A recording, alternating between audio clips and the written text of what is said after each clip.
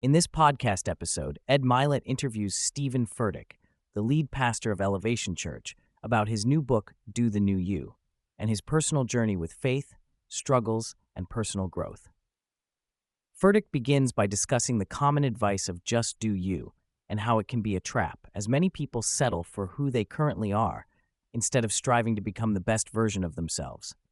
He introduces the concept of the treadmill, where individuals chase a future version of themselves that they think would be acceptable.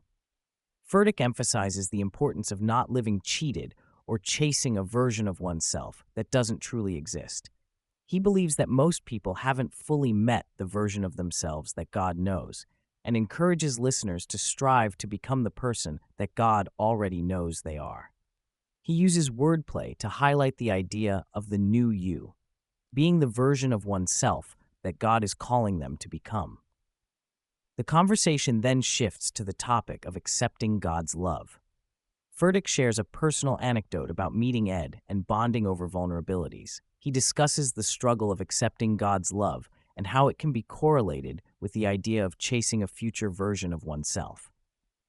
He believes that if God put individuals in a situation, He also put what they need to succeed in that situation within them. Furtick delves into a biblical story about Moses to illustrate his point. He recounts a moment where he asked his son for a specific amount of money during a sermon, and his son realized that his father had already given it to him before asking. This moment serves as a reminder that God equips individuals with what they need before they are called to use it. Furtick encourages listeners to step into challenging situations with the belief that they already possess what is necessary to succeed. The conversation also touches on the concept of imposter syndrome, with Furtick admitting to struggling with it to some extent. He shares that vulnerability and connecting through imperfections can strengthen relationships and help overcome feelings of inadequacy. Furtick and Mylett discuss the Apostle Paul and how he had imposter syndrome, feeling inadequate compared to the super apostles of his time. Despite being called unimpressive, Paul went on to impact the world through his writings in the Bible.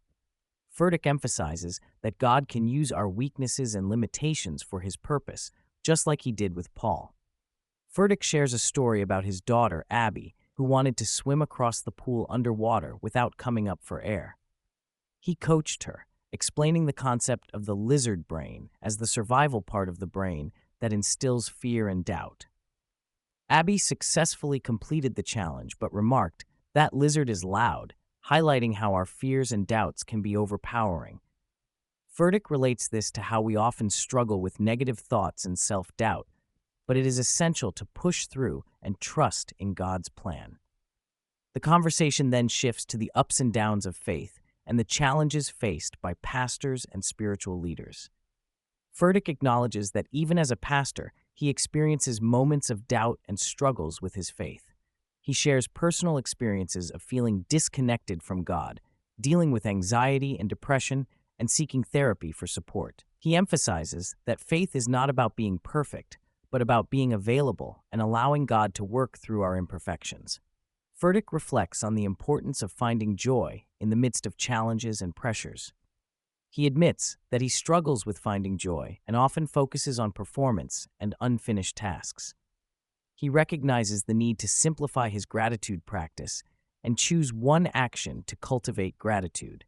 He emphasizes the importance of tuning into God's voice and distinguishing it from negative thoughts and fears. Furtick and Mylett discuss the importance of gratitude as a strategy to combat anxiety.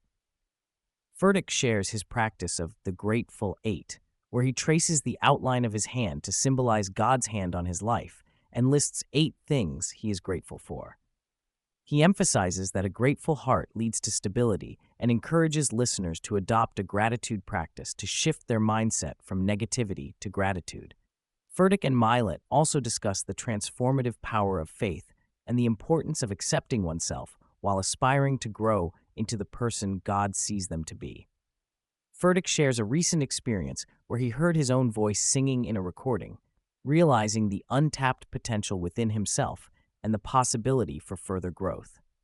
Overall, the podcasts with Steven Furtick provide valuable insights into personal growth, faith, gratitude, and overcoming challenges. Furtick's vulnerability and personal anecdotes resonate with listeners, encouraging them to embrace their imperfections, trust in God's plan, and find joy amidst adversity.